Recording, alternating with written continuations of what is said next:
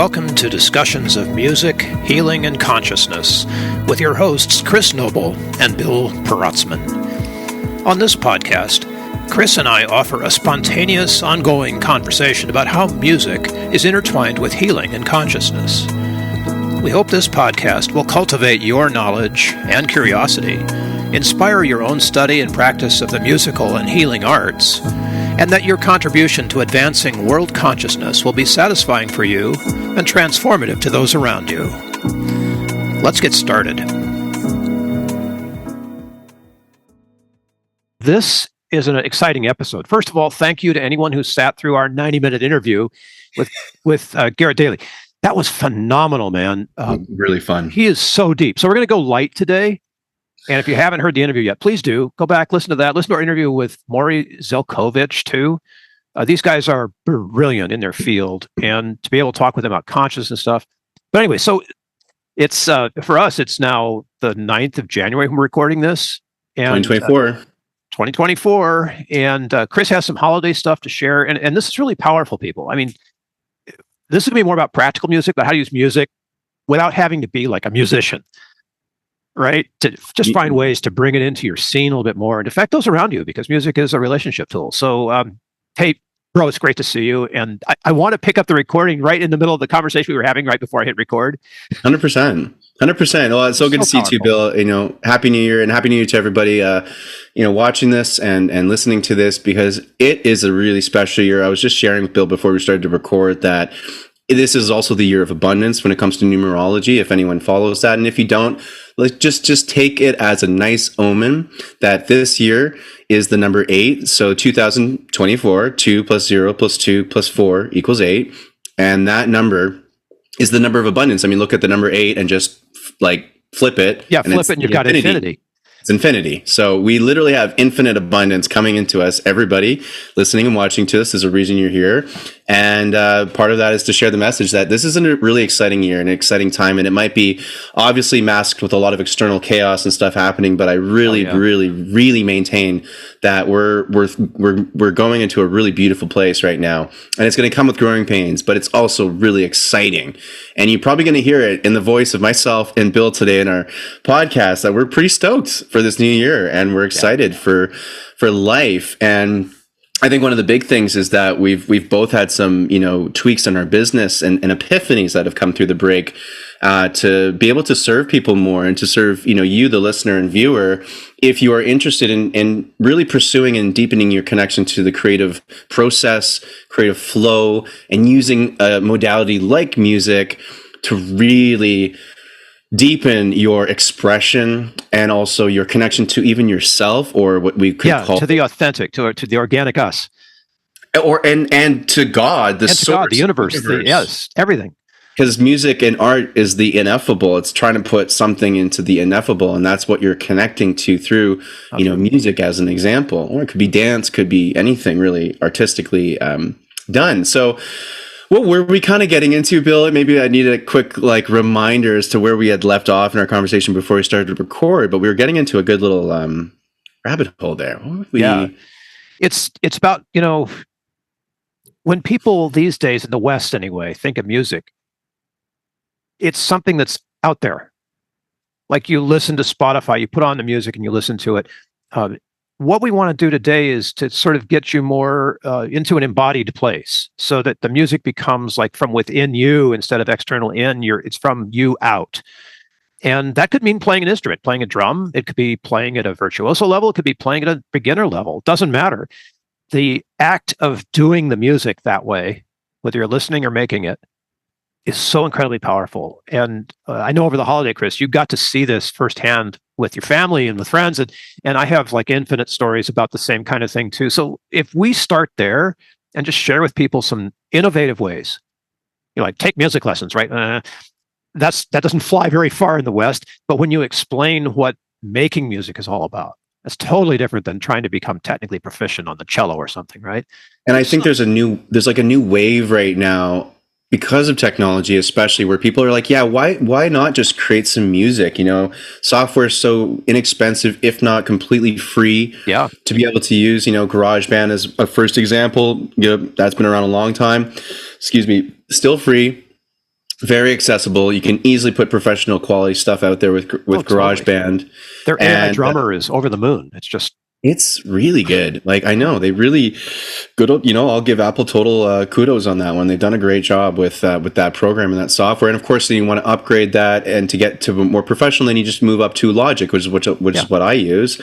And but not to get too into the technical, what I really wanted to say there is that there's this movement happening for lots of people of all ages getting into the idea of like, I just really want to record a song. I just want to really create and record and put together a song, a piece of music, just to express myself, just for fun. And a lot of it is done for fun, but there's so much that comes with that. And as an example, I had a friend that just started to, want to put together some really basic song, like some lyrics that they were working on, and just wanted to put it down into a song. And, I helped them work out really simple ways that they could do that on something like a GarageBand.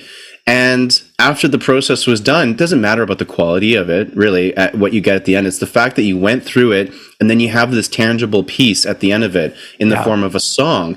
And you get to then play it for your friends and your family. And just that process in of itself, and I'm sure I'd love to hear your thoughts, Bill, like when you see that ripple effect that it has, and this is just on a hobby for fun kind of level, it's life-changing. And I can honestly say it is the joy and the happiness it brings into people's lives, and the connection, because then it brings everyone together to listen to that song and maybe even perform that song together as a family or as a friend group. Like, that's powerful, is it not? Oh, totally. I mean, it can get as complex as or as simple. Maybe it can get as simple as maybe you're a poet and you write poetry. You put on a beat in GarageBand, hit record on your mic, and pretend that you're a beat poet or you're doing a spoken word presentation, and just see what it feels like to do that. Right. And if you get something good, share that. If you can sing, you're one of the fortunate ones. If you can sing well, all of us can sing. It's just a matter of practicing a little bit. Then take it to the next level and sing your words. Or even better, just tone. Yeah. It's so easy to grab a track that you love, maybe an instrumental track from something, and just tone over that. Just like, oh, whatever it is, and just tone over that and record what you get and just see how that works. And then, of course, this is the big one, you guys. Get over your bad self and share that thing, right? Mm-hmm. It's easy to share stuff that's been recorded, and after you do it a little while, you'll get over the self-judgment that goes with it, because that's me too. It took me 12 years to release my first album, between recording and release, right? Yeah. And just see the effect. I think we started, Chris, ages ago. We challenged each other to sing a love song to our singing. Oh yeah, right. Remember that? But I'm thinking of something that's even more basic here. Singing is great. We all can do that. But have you ever taken the words to Christmas tunes and then rearranged them to make them into something irreverent or funny? That's hilarious. I love that. No, I've never done that. That's a great idea. It's so much fun. And then you have a sing along with your friends. So you can do this with any song, right? Pick an oldie like Country Roads or something, by John Denver, and make your own words. And then invite some friends over and give them a lead sheet like they can see without giving them any notice, and just sing the crazy words, right? It's even better if you make it about your friends. That's great. I love that. That's so funny. That gives me a quick memory of my uncle. One of the great things that he always did was he would write parody songs, and they were so funny. And this is really funny. So, and this is something that audience, you guys can take with you as well as another thing you can do with friends or family, which is my uncle many years back was like, "Hey, Chris, I would love to record some of my parody songs. Could I come to your studio and we could just lay down some tracks and we'll do it?" I'm like, "Yeah, that sounds awesome." And we made it like a little off and on project. He lived in another city too, so it was like a really beautiful excuse to see each other, and we did during those moments, I saw my uncle more frequently than I have at most points of my life. So there's the juice right there, right? Right. So you might think that, I'm just, creating like a song, and that's still a pretty big deal. But okay, I'm just going to create a song. That's fine. Then it's done.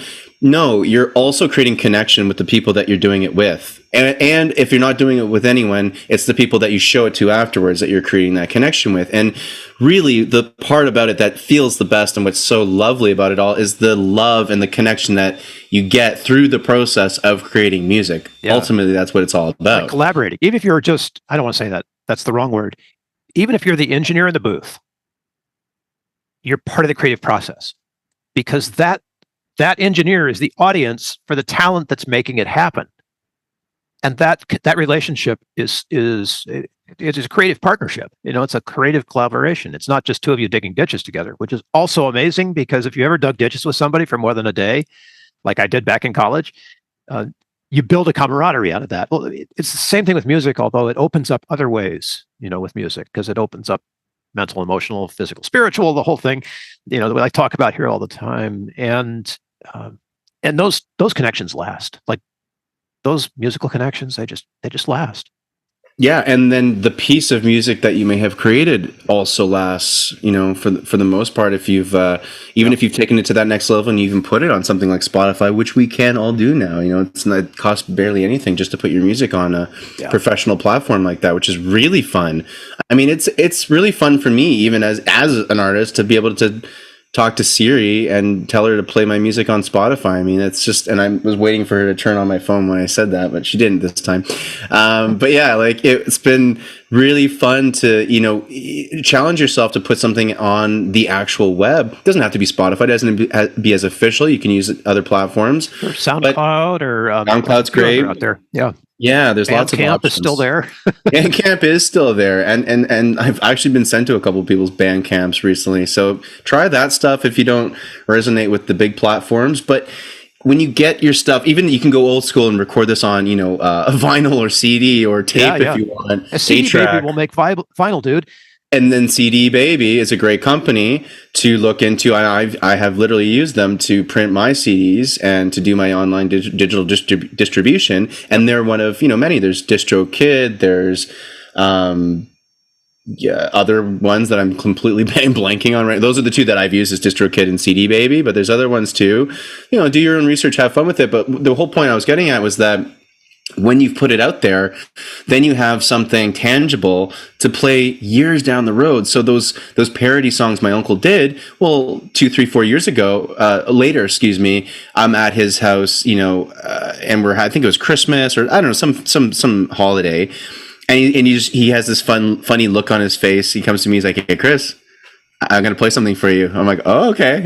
He puts it on. And of course, it's the songs that we had done. And we listened through them again, like years later, and had a huge laugh and just a great experience around that. And again, that was around more family, and everyone else got to hear it and have a big laugh with us. And it was just a beautiful shared experience again, right? And that's what this music does, is it brings people together in the best way.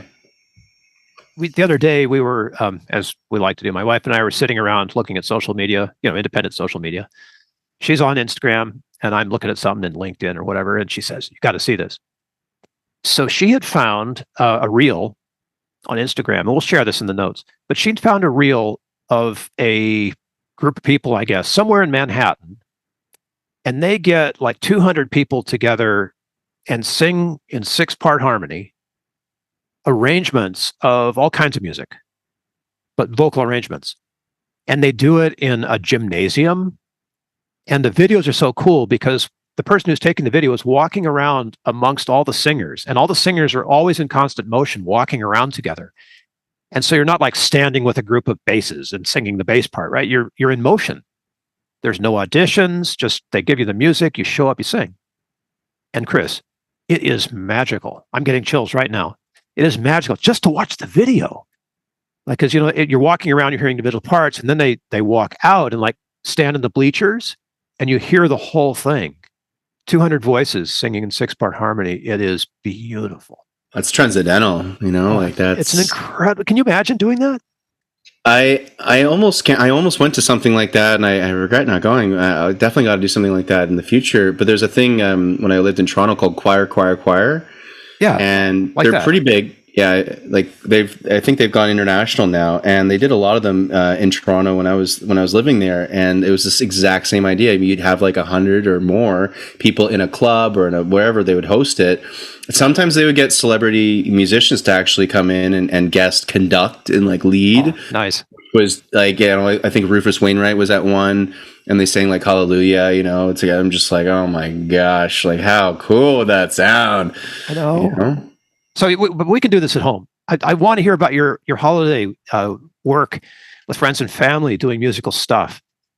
Yeah, and it's funny. It's like it sometimes just comes in the most basic forms, but again, it's the impact is what leaves me having like goosebumps and just feeling so amazing. And you know, just as one of the many examples that it was like my dad. I had these lovely conversations with my dad over the holidays about his bass guitar, and you know, he's got a new group of friends. He's been retired now almost 10 years, actually, just under 10 years, and he has had to, you know, since a lot of people have gone from working full-time to complete retirement, it's an adjustment, and he's got new social circles now and things like that, and he has a couple of new guys that it's really cute actually seeing my dad, you know, making new friends, and you're almost like a role reversal parent, you know, child, Right? Yeah. whatnot. It's really lovely, and so I'm trying to help him, you know, become closer friends with these new guys in his life. And one of the things that they're doing is they're playing music together. So he was invited over to jam with a friend of his and another friend on a Beatles song. So he was just struggling with the complexity of one of Paul McCartney's, you know, many complex bass runs. Oh yeah. And right. And so he was like, how can I just simplify this? So I got on the phone with him, and we just worked out a simplified way that he could play the bass run. So did you go like audio phone only, or did you go Zoom? Just it. Yep. I just talked him. Yeah. So it was kind of cool to see, like, I didn't even have to go on Zoom, didn't have to get visual, which sometimes you do. But with this purpose, I was able to just talk, because he knows enough about intervals and like what's a third versus a fifth, like a perfect fifth, and basic stuff like that, which was easy enough to then give him some more like a 1-5, like a, you know, 1 to your perfect fifth, kind of bum bum bum bum, like those really basic kind of walks that I could just gave him that to simplify. And he took that and then was able to go to the jam afterwards and have a really fun time with his friends, but he felt like less nervous, you know, and less like concerned about nailing the bass part, because he had it. And just that interaction of getting him to feel more comfortable with his instrument so that he could go into a fun, just a social music situation and really be able to sink into it and just have a great time. And it was just so nice to see him with his friends playing music. So I just felt really compelled to try to give him the best, you know, head start he could have to just have fun. That's it. Yeah. Just having fun. Do you know if he plays along with the tracks? Like if he puts on McCartney and the Beatles? Yeah. So, and then one of the great ways that he likes to do it, I think it's very common for a lot of people, like, is to, you know, you might have an initial lesson, but then after the lesson, like, you go on YouTube and you can find those awesome play along videos, especially if it's you know, if anything from the Beatles will be on there. And yeah, you just watch the guy with the camera. It's right on the fret, like the neck of the bass, and you just see the hands doing what they're doing. It's literally, that's it. There's not even an instruction. It's just follow along and play. And they just mimic the riff, and you just watch them do it, and you can mimic it and just copy it. Pick it up. Make it up, you know? And so that's a great way to practice. For those of you listening and watching, YouTube is definitely one of your best friends. And you can find so many tutorials. And this is when sometimes it's also helpful to talk to someone, you know, in your life who is musical, who might be able to help you find the right video, maybe, because sometimes there's also a lot out there. Or contact someone like Bill or myself, and we can help you out too. So, oh yeah, I mean, one of the things that musicians have always done, I was going to say it's a brotherhood, but it's better than that. It's a family. And within the family, the pros are always willing to help anyone who wants help. I think I talked about this before, but I had resistance. I've been wanting to perform again, but I had resistance. And the opportunity that came my way was to join a praise band that's made up of studio musicians. So these cats are like the top of the game, right? That's what they do. And I was hesitant because they're so good. But when I finally made the plunge, I found that I was part of a family right away. That's beautiful. Right. And everybody in there was, first of all, I have never been in a situation other than in music, where the first thing that happens in the family, if you're new, is that they praise you for something. And it's like, well, Bill, you're doing this so well, and you're doing that so well, and I really love how you do X, Y, Z, right? I'm like, oh my gosh, what a relief. I actually have something to give here. Yeah. Right. And, it's still intimidating when they look my way and I got a solo. But I love the fact that in music, the family's first, and it doesn't, and I've played with, just so privileged to play with some of the most amazing people out there have come my way, and then there are other places where they look at me and I'm the one who's got to give it, right? Because I'm the expert in some area where they're not. Like I'm a piano player and I'm working with vocalists. And oftentimes the vocalists will say, Bill, I need more of this. I need more of that. So they're looking to me to do something for them to support what they're singing. So it goes both ways. But the family thing about it is so important. Because you don't just walk in and, the boss is all over your case. Like, how come you're not doing it faster? How come you can't do X, Y, Z in an hour? How come blah, blah, blah, blah, blah? And you feel intimidated and that's no place for a creative. Right? No. Right. You got to be in a family to make it work. And music creates that environment right away. It does, and then you're making me think too. Like another thing, I'm really excited to be, and it's something again that I've been helping people with without even thinking about it. Because, like you said, like I think musicians especially, and I'm sure lots of artists feel this way. You really love to encourage people to get into that same art form because of how much beauty and joy and healing it's brought to your own life, right? And it's going to bring the same to them in their own unique way.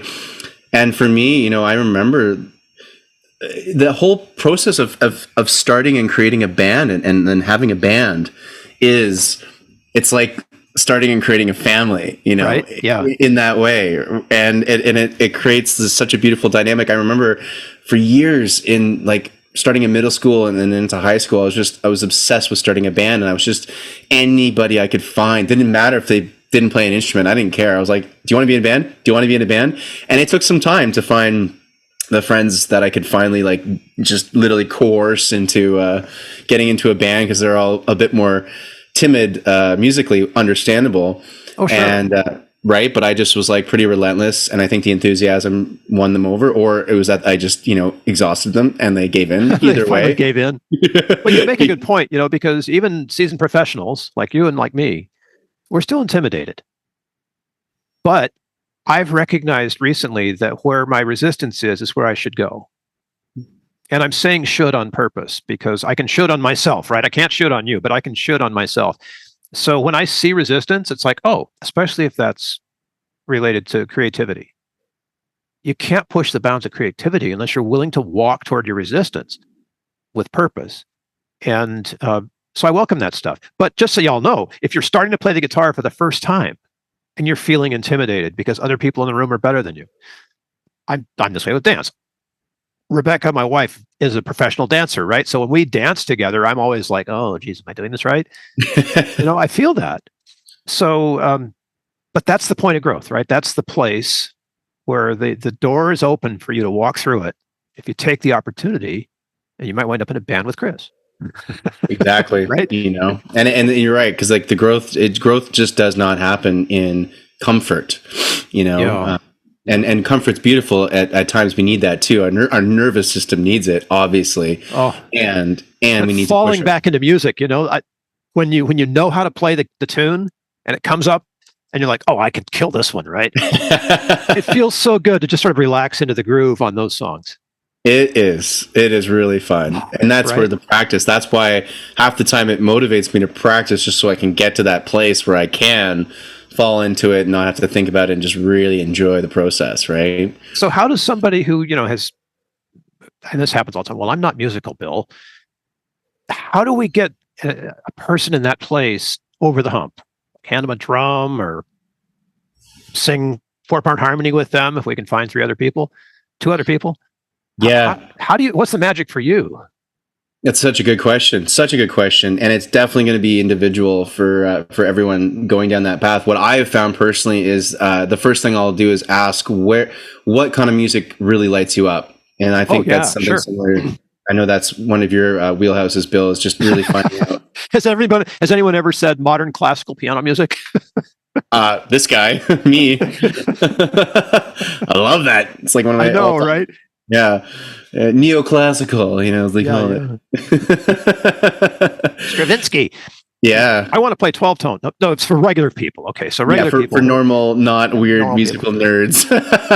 I mean, these days, like old school is stuff like Coldplay from the early I guess that 2000s, is late now old 90s, right? school. Yeah. Wow. There's still some That's boomers like me who remember the Beatles and Cat Stevens, but um, hey, there's a yeah. lot of great music. So whatever the music is that you love, right? That's the thing.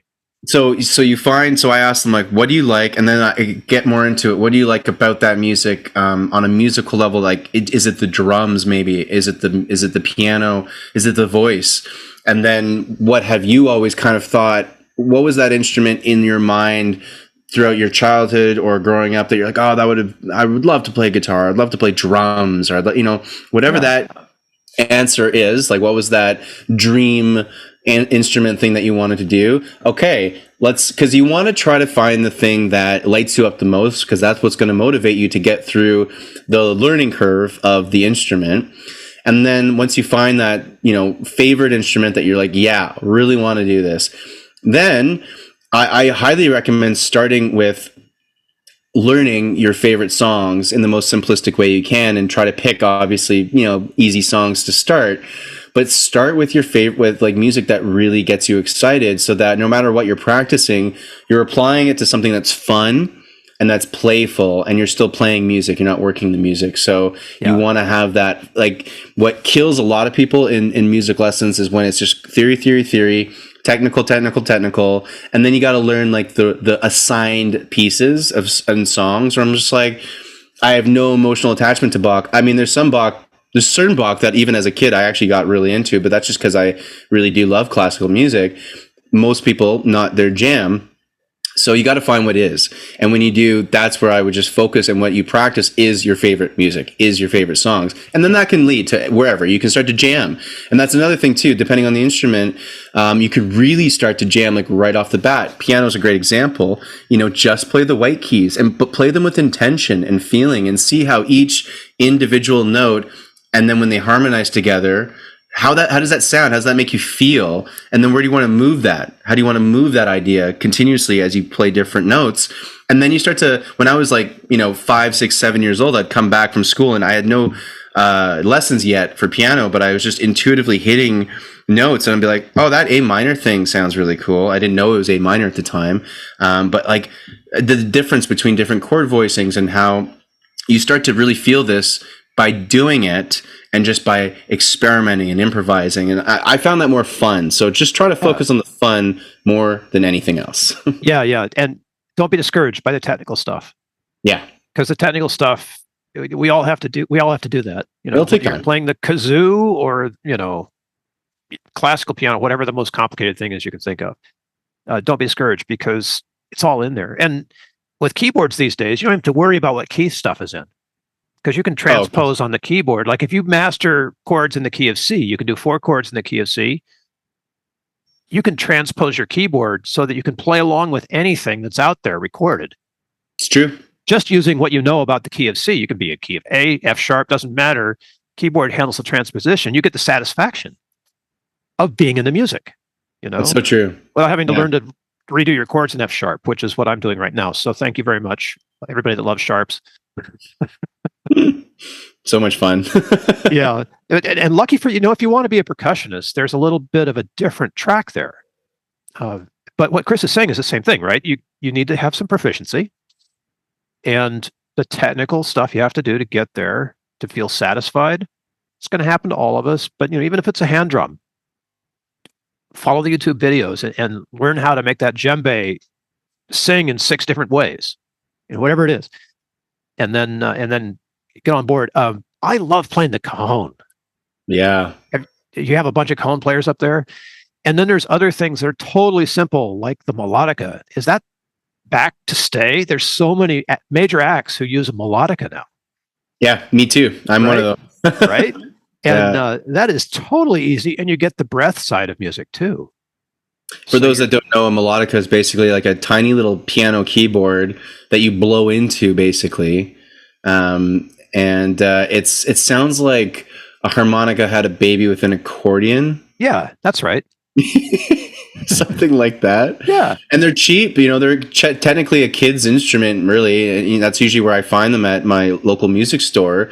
And you can find them for $30-$40, maybe at most on the higher end, a couple hundred, but they're very affordable. Great place to start, like Bill said. Also kind of cool to start using wind, like your air, but with playing a piano type of keyboard. It's a really cool experience to start to almost get into the wind instrument category without having to learn, a wind instrument. I like that. And it's a lead line instrument too. Very much. I mean, I haven't been really listening. Normally, if there's going to be like an accompaniment, like setting down chords and stuff like that, they'll use an accordion maybe. I've heard that in some like indie alternative metal bands use an accordion. But the melodica is, yeah. The melodica is a lot simpler than, say, a trumpet or a saxophone to be able to play lead lines. If you've got those melodies in your head and you want to get them out and improvise and stuff like that, that's a great way to go. And it's also a great campfire instrument too. Oh, totally great. Yeah, the campfire thing. Have you been listening to any Jose Gonzalez? Not recently, but he's a trail here. But people who are doing guitar stuff these days are doing it at a virtuosic level, but it still feels like you're around the campfire. Mm. And with his band, particularly their Tiny Desk concert is in my head right now. The guitar is virtuosic. The vocal stuff, the close harmonies are incredible. And I would love to be around their campfire. But hey, if it's Kumbaya, you can get there with what, 3 chords? I think so. But, Kumbaya is pretty easy melody. You can play that on the melodica without too much work. Very simple. And I'm trying to think of there's other instruments too that are even more like open tuning, So as an example, harmonicas are all different keys. So you have a physical harmonica, you're going to have a different harmonica for every different key because that harmonica is fully tuned to just be open tuning, which means you can't hit a wrong note, really is what that means. Yeah. And that's awesome for beginners because it's so nice to start an instrument where there really aren't any bum notes, any quote unquote wrong notes. And so it's always going to sound really good. And then it just gets to sound better and better as you progress with that instrument.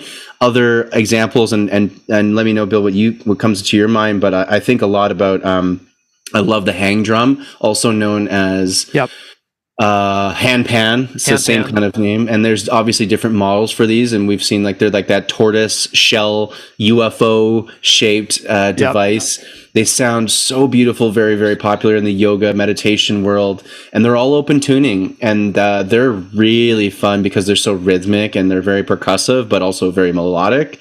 And that's another phenomenal instrument for non-musicians who are just starting to sound fantastic right off the bat. And I really recommend those instruments, even if you want to learn guitar, piano, or something a bit more complex.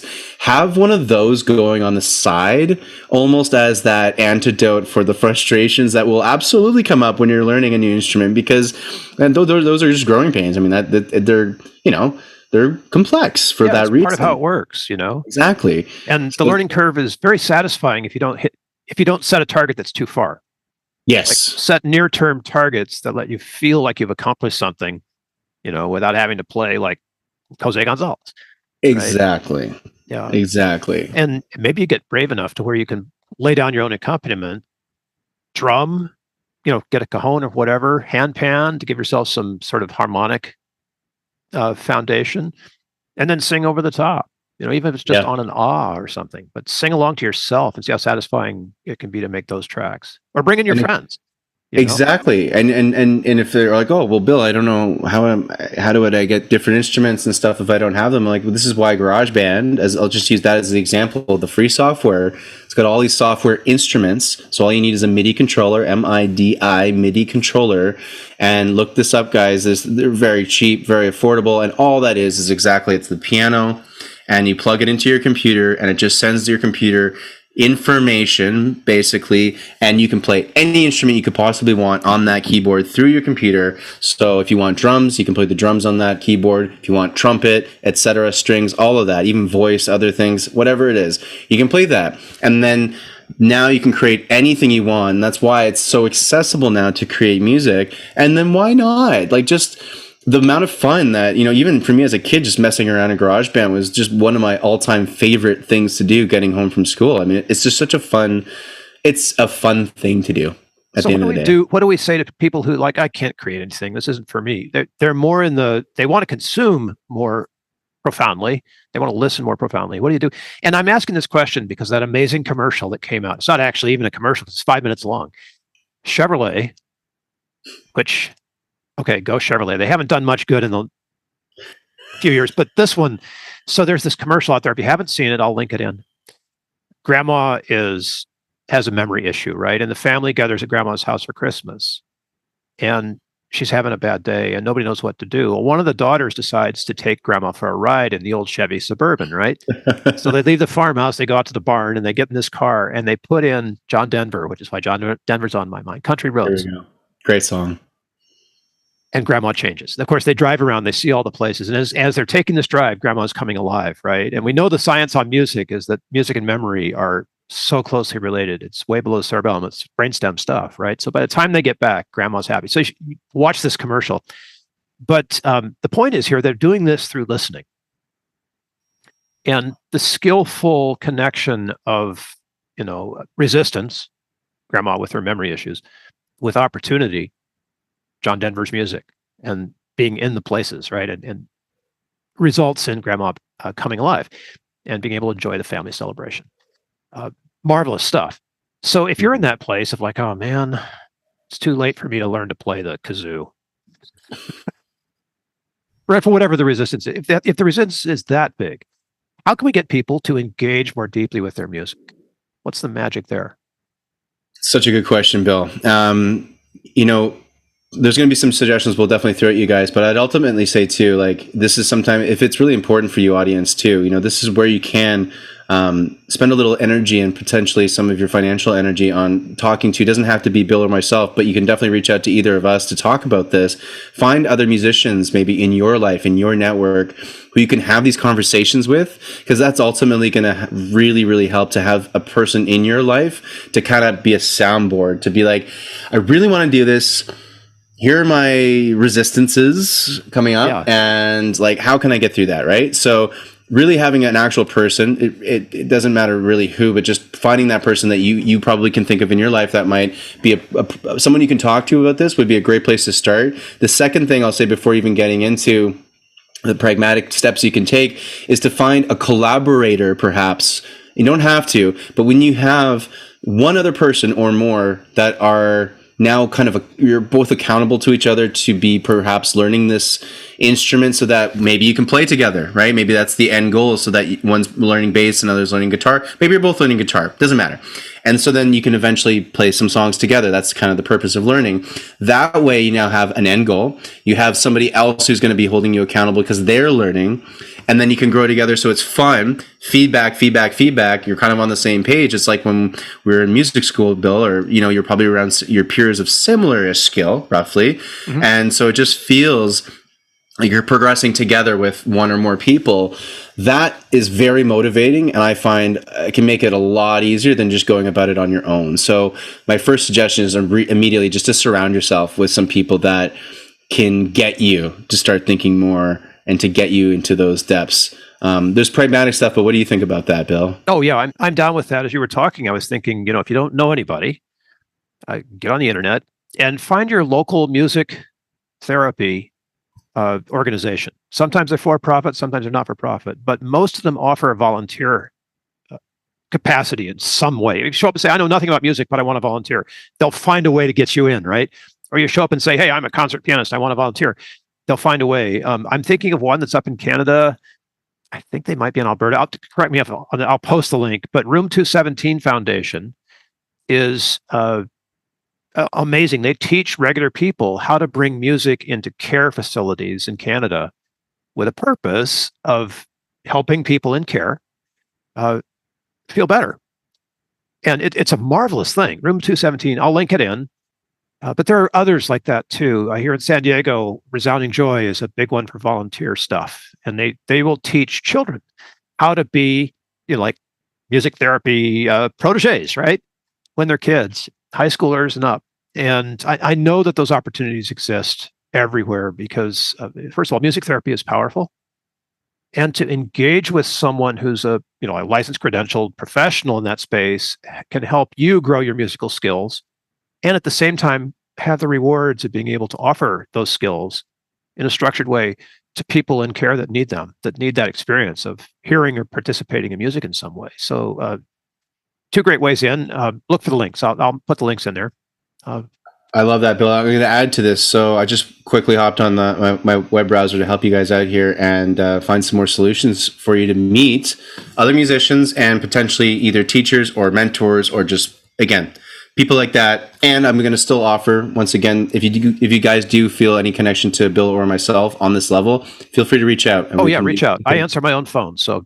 Yeah, and email and all that good stuff works fine. So you'll see our information in the details below, of course. But here's some more ideas for you. So I'm just on this website, and they actually gave some nice little feelers. So it's similar to what Bill was saying, but in some more different directions. You can actually even put up a printed little advertisement in your local music store. And they usually, I know with mine here in Vancouver, there's lots of that stuff for upcoming concerts or jams, things like that, music lessons.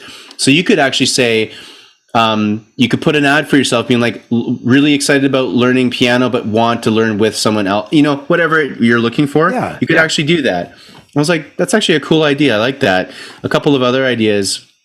There's actually rehearsal spaces in most major cities for musicians and artists to rehearse in. You pay by the hour.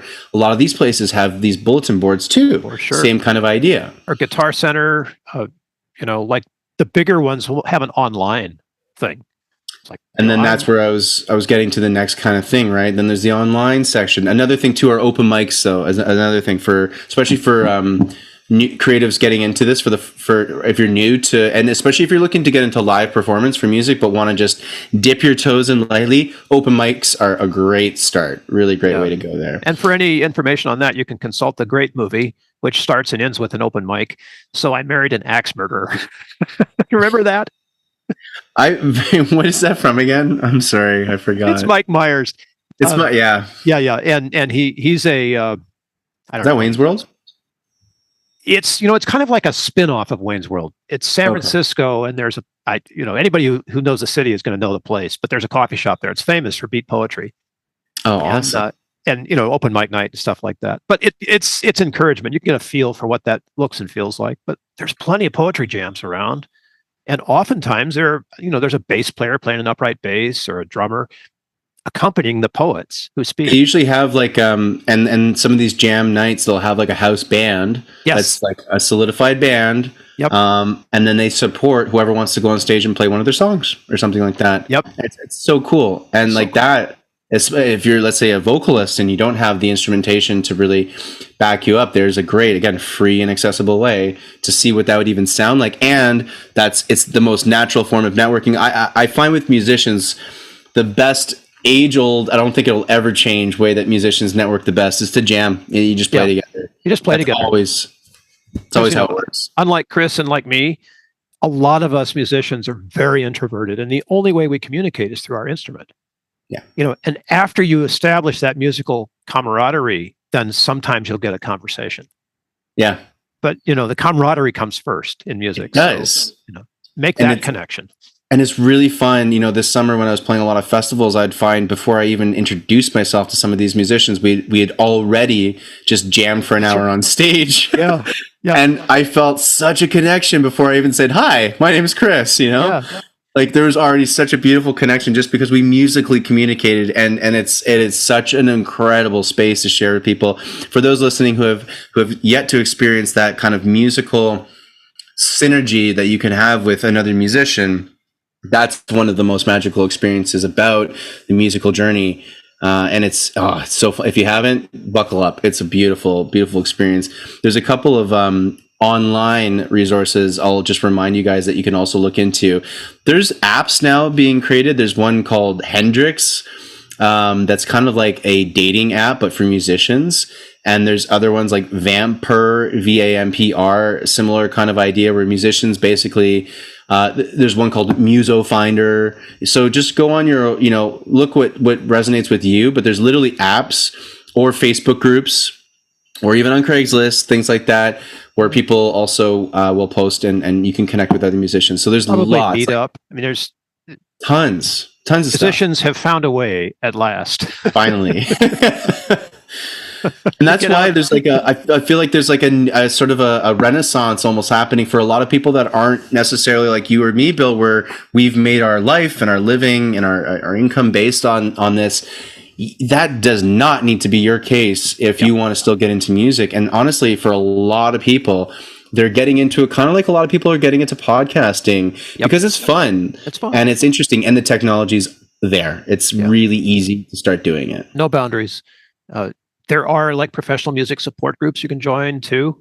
And those professional groups have started to level down to people who just want to be part of ask questions, show up in a guitar mastermind once a week and say, I can't master this chord. Does anybody have an idea on the third inversion of whatever? Right. That kind of stuff. So it's out there. It's out there. And I know we're taking you long. I promise we wouldn't be as long. Okay. It wouldn't be as long as we were with our last episode. Well, we aren't. So we're good. Yeah, well, we're good. If we hit anything less than 90 minutes.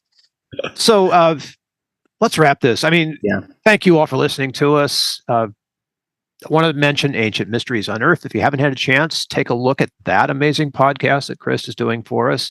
We're going to talk about some stuff that's related to all of that this year because there's such richness happening in the otherly part of music, right? Oh, yeah. That gets into our consciousness side of the discussions of music healing and consciousness. So yeah, exactly. Yeah, and everyone watching and listening got to check out Bill's work, especially if you want to connect deeply with music in your life. He's amazing to talk to one-on-one to connect you with that side of yourself. And Bill's got a great platform as well for gamifying the learning of the musical journey, the creative journey. And that's your music quest, is it not, Bill? Yes, the music quest. I call it a quest because I get to be like, the D&D game master.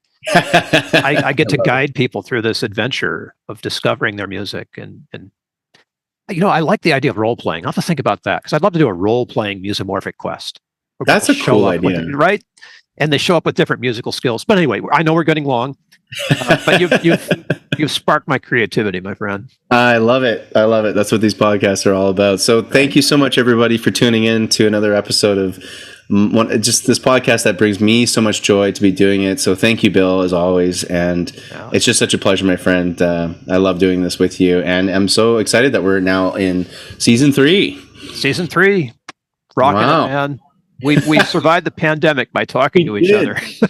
You know what? We really did. And that's another beautiful thing with these creative connections. It doesn't have to just be music. We can expand this into creative connections. And hopefully you folks today can just get a little bit of inspiration hit perhaps from this to just bring more creativity and more expression into your life. Because that's the magic. And that's the sort of special sauce, I think, to life. One way or another, let's have a blessed and musical 2024. Aho to that. Aho, and full of abundance. Absolutely. Much love, everybody. Everyone. Take care.